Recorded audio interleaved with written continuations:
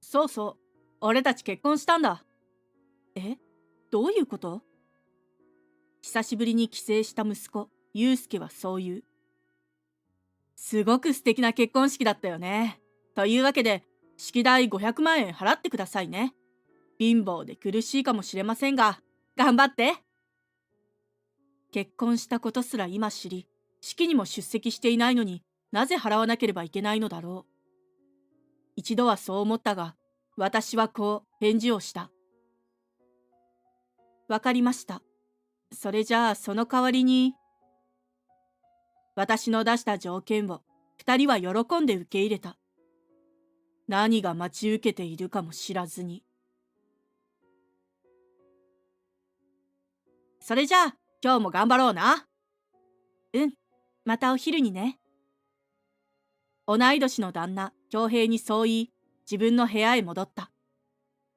私の名前は鈴子。夫婦共働きで生活している。これまでは会社に出勤していたが、最近は自宅でリモートワークをしていた。恭平も同じように在宅で仕事をしていたので、共働きとはいえ、二人の時間はたくさんあった。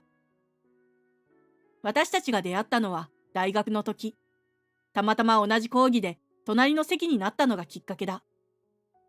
恭平は温和な性格で、引っ込み思案な私は彼の隣が心地いいと感じていた。徐々に異性として意識するようになり、大学を卒業するタイミングで私から告白。めでたく付き合うことになった。特に大きな喧嘩もなく穏やかな日々が続いていく。そして交際を始めて4年後、私たちは結婚を決めた。義実家付き合いも全く問題なくこなしていた。義両親は恭平に似てとても優しい人だ。いつも私によくしてくれる。本当に毎日が楽しくて幸せだった。そして私たちの間に祐介という男の子が生まれた。時間が過ぎるのはとても早い。祐介はどんどん成長していき、あっという間に高校を卒業した。大学に進学するタイミングで一人暮らしを始めることに。しかし、ここから事態は一変する。毎月のように仕送りをしていたが、足りないのか、何度か電話をしてくるようになったのだ。もしもし母さん、今月の仕送りってこれだけ？少なすぎるよ。こんなんじゃ全く生活できないんだけど。明らかにイライラしながら、祐介は言う。私は困ったように返事をした。足りないって、13万もあれば十分でしょ？一体何に使ってるのよ。大学生に13万じゃ足りないだろ？毎日飲み会もあるし、家賃とか食費も払わなきゃいけないんだから、もっともらわないと。それくらい考えたらわかるだろ？飲み会を毎日？そんなことしてたらお金がなくなるに決まってるじゃない。それじゃあ母さんは、俺に友達がいなくなってもいいってこと？付き合いだから仕方ないだろ。そんなこと言ってないでしょ。付き合う友達はちゃんと考えないと、ユうスケもダメになっちゃうわよ。はあ、うるさいな。とにかく仕送りは何とかしてよ。ちょっとユうスケ、まだ話は終わって。そう言いかけた瞬間、ユうスケは電話を切った。思わず大きなため息が出てしまう。私たちが住んでいるのはかなり田舎だった。近くには畑があり、夜道は真っ暗になる。それに対し、ユうスケが進学した大学はかなりの都会だ。人通りも多く、おしゃれなお店もたくさんある。きっとそんな環境にいたから変わってしまったのだろう。かといって、ユうスケを見放してしまうわけにはいかない。このまま放置しているとダメな人間になってしまう。私は恭平とどうすればいいか、いつも話をしていた。しかし、解決策はいつまで経っても見つからなかった。そのうちユうスケは帰省どころか連絡すらしなくなった。その頃になると、私も恭平も諦めかけていた。再度ユうスケが顔を見せに来たのは大学4年になる年だった。事前に連絡はなく帰省してきたのだ。久しぶりに見る息子は少し大きくなったように感じる。たまたま恭平は出社日で、家には私しかいなかった。おかえり、ゆうすけ。帰ってくるなら一言言ってくれればいいのに。別にいつ来てもいいだろ。俺の家なんだから。それでこいつは俺の彼女、大学の友達。はじめまして。あやって言います。よろでーす。あまりにも軽い口調で言うあやにびっくりしてしまう。今までゆうすけから浮いた話を聞いたことはない。その上、かなり派手な女性と付き合っているというのだから、驚きが大きかった。あやさん、こんにちは。よろしくお願いします。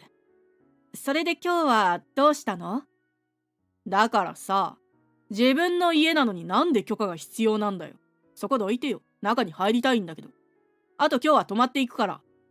ちょっと待って。当たり前のように、ゆうすけの後ろをついていくあやを私は止めた。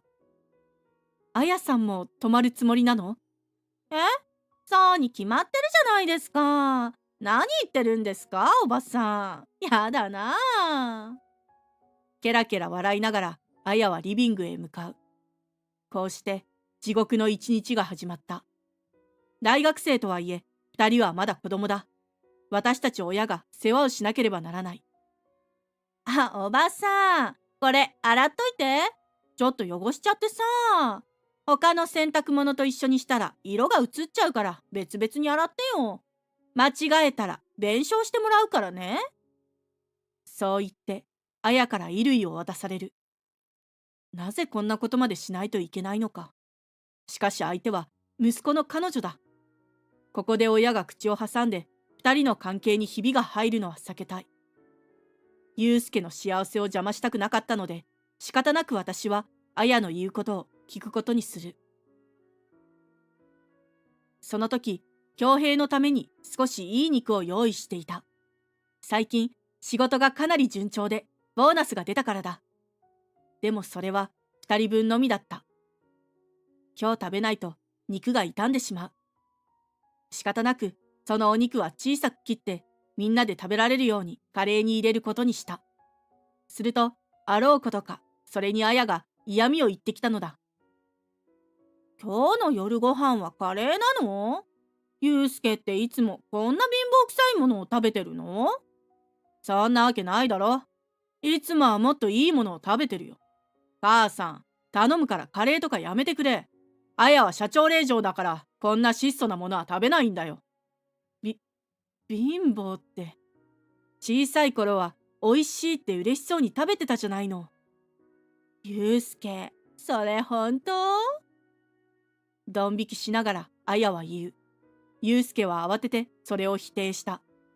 勝手なこと言うなよ。嘘ばっかりつきやがって。俺がカレーを好きだったことなんてねえよ。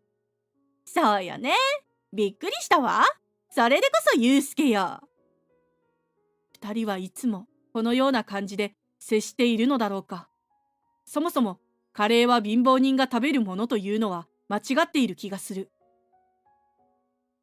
私の両親と違ってずっと引きこもってるからこんな食事になるんでしょうね。こんな貧乏なもの食べられないわ。ゆうすけ、外で食べに行きましょ。そうだな、そうするか。なんでもっとちゃんとしたものを用意しないんだよ。本当にダメな親だな。そう言い残し、二人は家を出て行った。私はその場で立ち尽くす。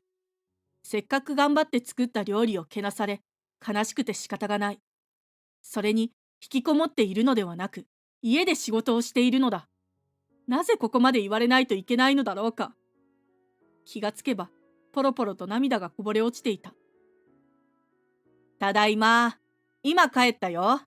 ちょっと会議が長引いて遅くなって。鈴子、どうしたんだ？ちょうど帰ってきた恭平は、慌てて私のもとへ駆け寄ってくる。なんとか平常心を保ちながら、私は先ほどまであったことを彼に伝えた。ゆうすけが、そんな女性を連れてきたのか。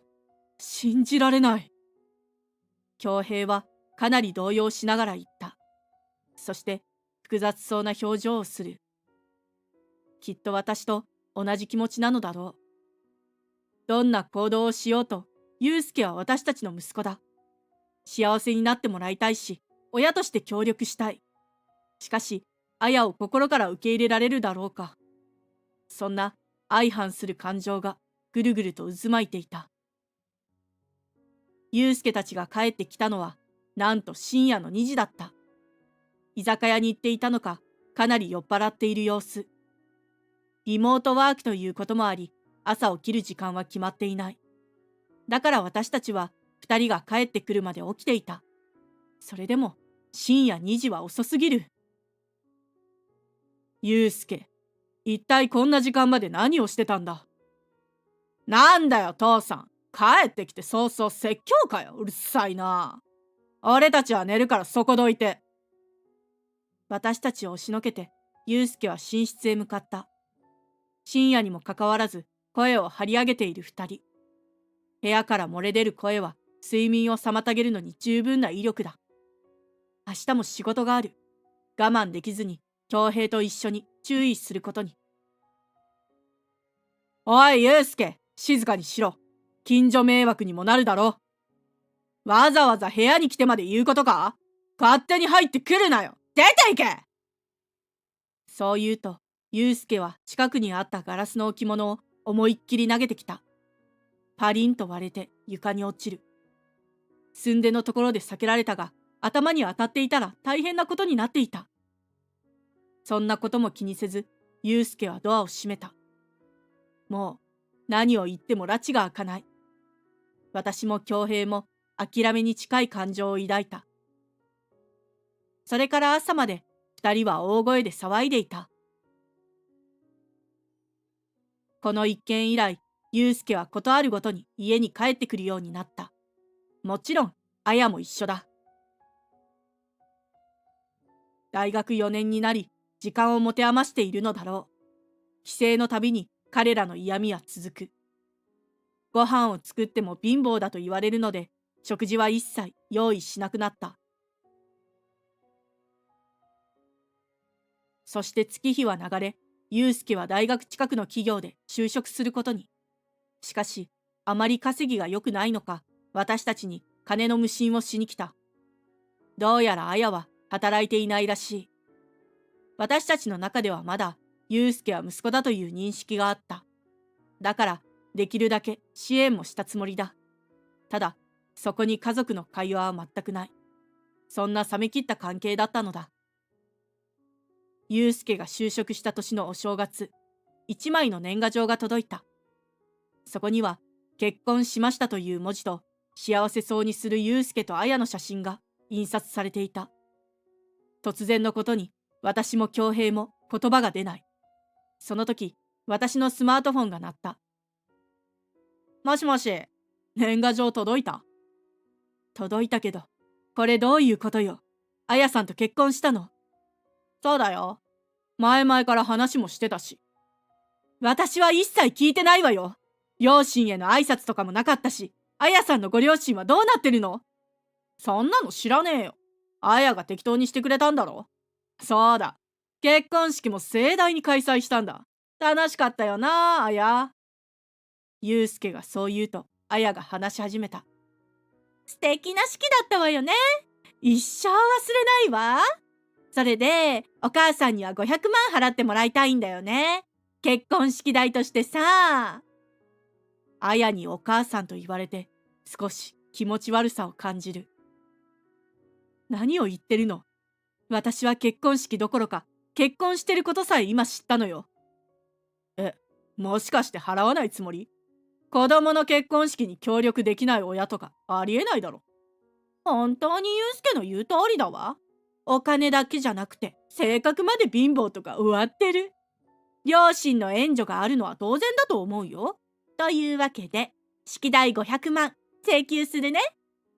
怒りに震えて、スマートフォンを落としそうになる。鈴子、どうした？誰と電話してるんだ？私の異様な様子に気づいたのか、恭平が話しかけてきた。そのおかげで少し冷静になることができた。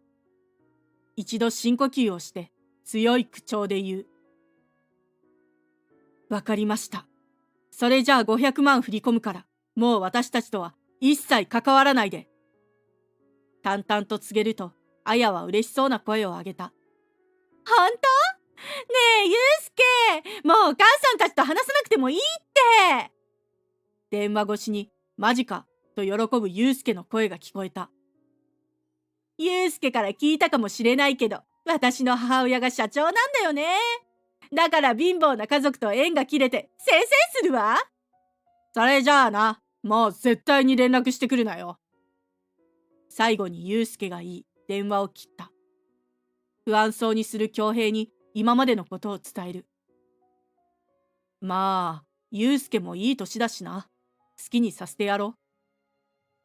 少しだけ寂しそうな表情をしていた。でも中には安堵も混じっていただろう。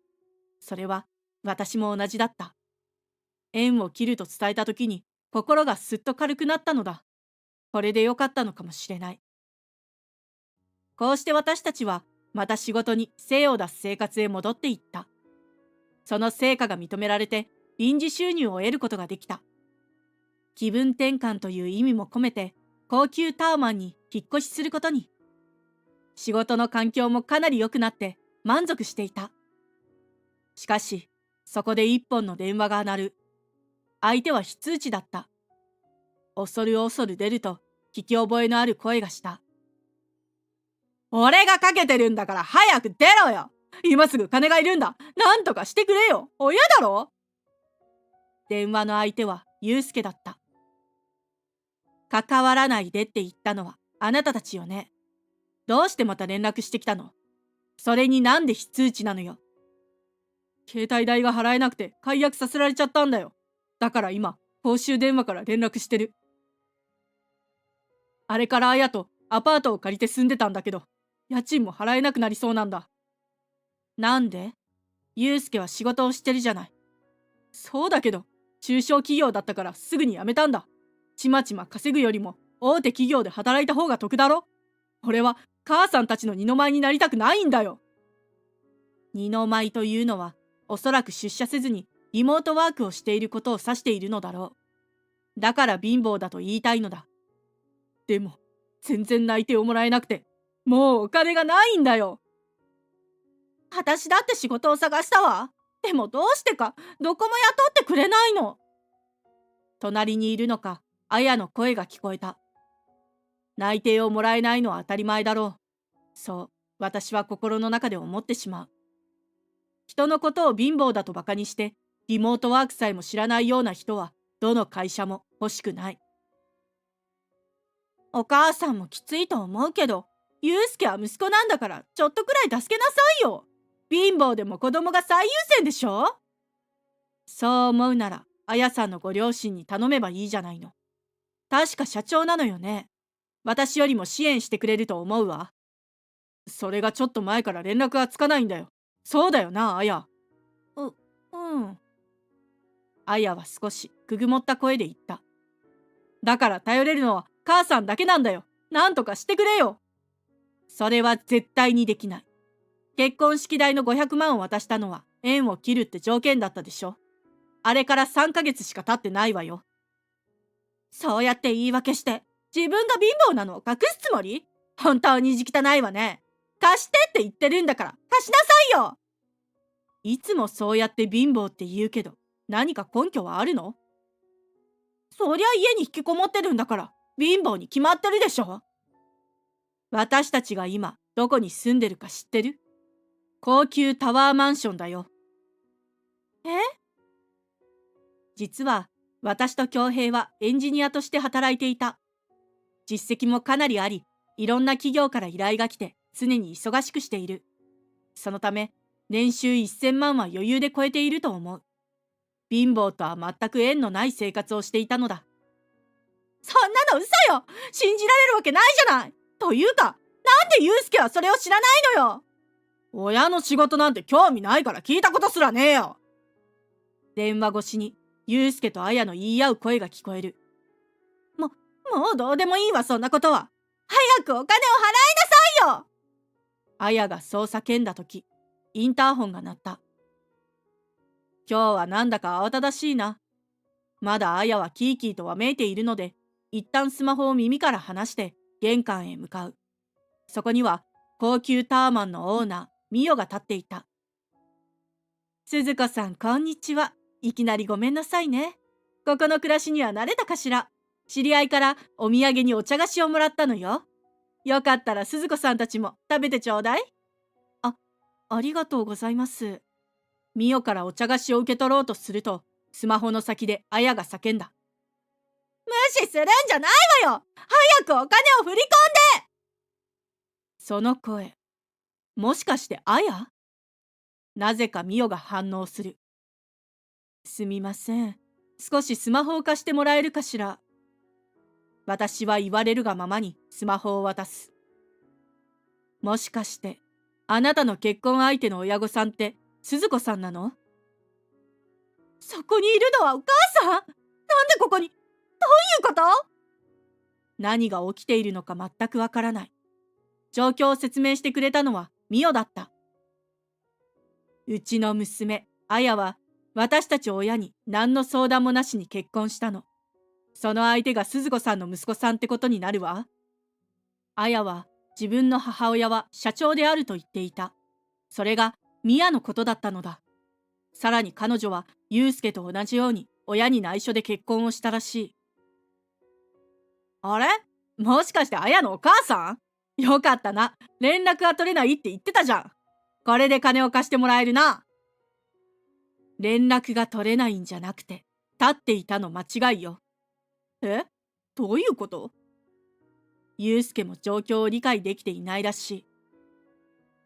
私たちに内緒で結婚した上に働かずにぐうたらして。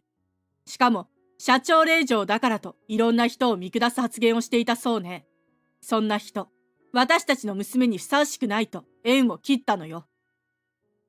私とユウスケの関係と似ていてびっくりしてしまう。ごめんなさいって謝ったじゃない。なんで許してくれないのよ。もう遅いわ。謝っても許さないわよ。二度と連絡してこないでちょうだい。すかさず私も言った。ユウスケも同じよ。もう私はあなたの親じゃない。恭平だってそう。今後連絡してきたらただじゃおかないからね。そう言い放って私は電話を切った。これ以降、ユウスケたちと会うことはなかった。何度か高級タワマンに押しかけてきたことはあったが、すぐに追い返されていた。というのも、警備員が24時間見張ってくれていたからだ。それでもしつこく訪れていたようだが、警察に連れて行かれてから観念したようだった。ユウスケもアヤも働くことに慣れていない。今まで私やミオに頼りっぱなしだったからだ。でも、こうなってしまっては、生きるために働かざるを得ない。結局、家賃を払えなくなった彼らは、ボロボロのアパートへ引っ越すことに。仕事もなかなか決まらず、毎日もやしを食べていると聞いた。今までしてきたことを考えたら妥当だろう。今後関わることは一切ないと思うが、しっかりと反省してほしい。一方、私たちはさらに仕事の幅を広げることができた。今回の件もあって、ミオといろんな話をするようになる。その中で、ぜひ私たちのプログラムを経営に使いたいという話が出たのだ。高級タワマンでの依頼は初めてだったので、とても新鮮で楽しい。近々、また別の場所にマンションを建てるとミオから聞いた。私たちもそれに携わることができるらしい。今からとてもワクワクしている。